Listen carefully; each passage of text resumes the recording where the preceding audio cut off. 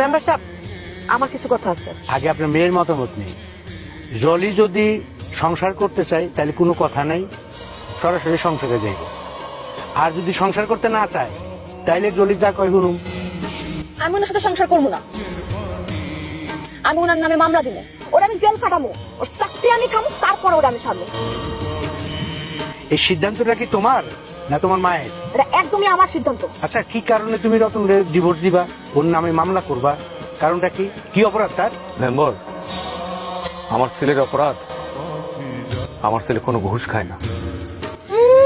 সুফি সাহেবের ছেলে ঘুষ খায় না, সবই খায়, কিন্তু আমার মায়ের ঠকায়। আপনার কথা আমি পরিষ্কার বুঝতে পারছি, আর একটা কথা বলবেন না। দেখো মা, তোমার স্বামী একজন সৎ পুলিশ অফিসার, তাকে নিয়ে তোমার গর্ব করা উচিত। আর তাকে তুমি ঘুষ খেতে বলতেছো?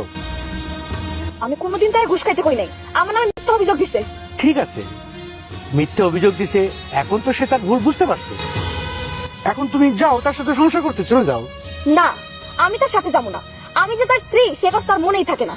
আমার কোনো কথা সে শুনে, পরিবার সব কথা চলে তো তার মায়ের কথায়। তার বেতনের সব টাকা সব তোমার বাপের কাছে দিয়ে রাখে, আমার কাছে দেয় একটু টাকা হাত খরচের লেগা। আচ্ছা ঠিক আছে মা, এখন থেকে সমস্ত টাকা তোমার অ্যাকাউন্টে দিবে। আমার ভালো একটা মোবাইল নাই, ভালো দুটো শাড়ি নাই, মন যখন যারা চায় কিছু একটা দিতে, আমি দিতে পারি না। আমার লজ্জা লাগে মানুষ সামনে যাইতে। এইসব কারণে কি তুমি তোমার হাজবেন্ডকে ডিভোর্স দিবা? শুধু ডিভোর্স দিতে চাইতেছি না, তার নামে মামলা দিব আমি। কোনো ক্রমে কি তুমি তার সংসার করবা না? যাওয়া যায়, এক শর্তে। তার বেতনের সম্পূর্ণ টাকা আমার হাতে দিতে হইব। কোন দুঃখে আমি আমার বেতনের টাকা সব তোমার হাতে তুলে এলাম? আমি কি জুয়ারি? আমি কি মদরি? না আমি নেশাখোর?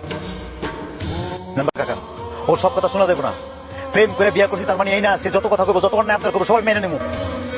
জীবনে কোনোদিন উনি ওনার বউয়ের কোনো আবদার পূরণ করতে পারে নাই, জীবনে পারবো না। রাখো, তোমার শেষ আবদারটা আমি রাখো। তুমি চাইছিলে না আমি তোমার ডিভোর্স দেই? আমি তোমার ডিভোর্স দিব, তাতে করে তোমার মামলা করতে সুবিধা হইব। সবার মতের বিরুদ্ধে যে ভালোবাসে তোমার বিয়ে করছিলাম না, তার প্রতিদান তো আমাকে দিতে হইব। তোমার ভালোবাসছি না, আমি ভালোবেসে বিয়ে করছিলাম। তুমি কি মনে করো তোমার স্বামী যদি তোমার পাশে না থাকে, এখন যে গুরুত্বটা তুমি পাচ্ছ এই সংসারে সবার কাছে, সেই গুরুত্ব তুমি পাবে? কোনোদিনই পাবে না। তোমার স্বামী একটা ভালো চাকরি করে, ভালো একটা অবস্থানে আছে, বিদায় তোমাকে সবাই সমীহ করে, আদর করে। তোমার স্বামীর সাথে তোমার ডিভোর্সটা হয়ে যায়, তোমার মা তোমাকে পটাবে, তোমার দুলাভাই তোমার একটু খবরও নিবে না। তাছাড়া পাড়া প্রতিবেশী তোমাকে ধিক্কার দিবে, এমন একটা ছেলের সাথে তুমি সংসার করতে পারলে না। তোমার শ্বশুর শাশুড়ি তোমাকে অনেক ভালোবাসে, তোমার জন্য আমার কাছে এসে কান্নাকাটি করতেছে। এখন তুমি কি করবা, তুমি ভেবে বলো।